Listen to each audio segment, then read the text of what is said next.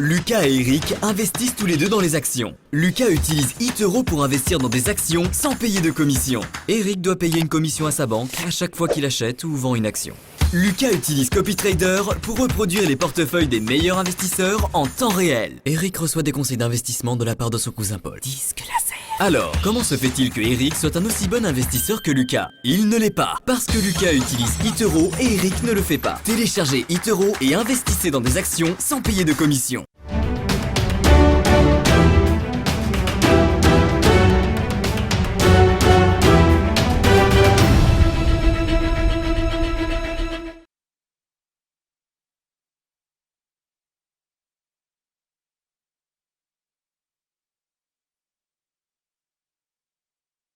Et c'est parti pour l'actif à la loupe. Alors le portefeuille que vous allez nous présenter ce matin, c'est le portefeuille des meilleurs traders, le Gainers QTR. Expliquez-nous son fonctionnement.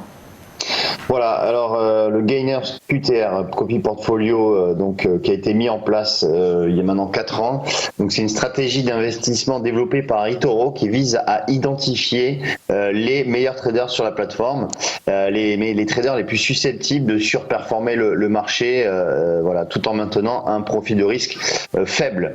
Alors plus précisément, c'est grâce au machine learning. On a développé un algorithme qui va sélectionner au cours du trimestre, parmi les 12 millions de traders sur la plateforme, donc ceux qui sont susceptibles de générer des bénéfices assez importants. Les paramètres, il y en a 3 principaux. Il faut bien évidemment une performance positive sur le trimestre avec un minimum de 6 transactions. Il faut aussi un profil de risque faible au-dessous de 5 et chaque trader du portefeuille doit avoir un stop loss aussi assez rapproché, un stop loss de maximum 5% pour éviter des pertes importantes. Alors lorsqu'on regarde les performances sur le début de la mise en place de ce portefeuille, on voit qu'on a des performances assez régulières dans le temps puisque on est sur des performances entre 12 et 15% depuis 5 ans, même si on a eu donc en 2017 une performance de 29, de quasiment 30%, et en 2018 une performance de moins 1%, mais il faut rappeler que les marchés en 2018 avaient baissé de 11% par exemple pour le CAC 40.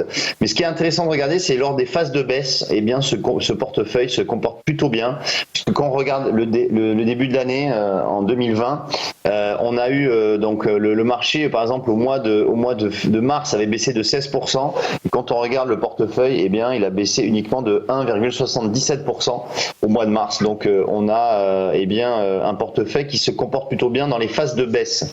Mais par un benchmark qui serait par exemple le S&P 500, il a mieux performé. Comment ça s'explique, pardon? Eh bien, en fait, étant donné que c'est les traders qui composent ce portefeuille prennent quand même peu de risques et ne vont pas aller trader finalement des titres qui sont risqués et comme je le disais, un stop loss qui est de maximum 5%. Lors des phases de repli, on a vraiment on a un portefeuille qui baisse très peu, et c'est là qui est vraiment la démarcation avec le S&P. Le S&P au mois de février-mars, enfin entre le point haut et le point bas de février-mars, on a un S&P qui a perdu 30%. Voilà, donc en fait c'est là vraiment la différence que se fait par rapport au S&P. Et puis après, lors des phases de hausse, on a un portefeuille qui réplique plus ou moins aussi les performances de hausse du S&P. Voilà. Et ensuite, lorsqu'on regarde l'indicateur de risque, on voit que l'indicateur de risque est vraiment faible, l'indicateur à 3, donc c'est vraiment un risque vraiment maîtrisé, et le drawdown, c'est-à-dire la perte maximum que peut faire le portefeuille en journalier, c'est 2,42%. En hebdomadaire 4,78 et en annuel 6,90. Donc on voit que entre le point haut et le point bas de perte annuelle, c'est 6,90%, ce qui est vraiment assez faible, surtout dans des périodes de volatilité comme on connaît actuellement.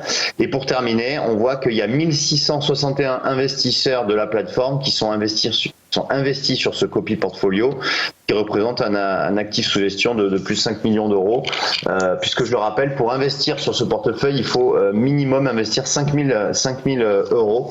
C'est le ticket d'entrée pour investir sur le copy portfolio Gainers QTR.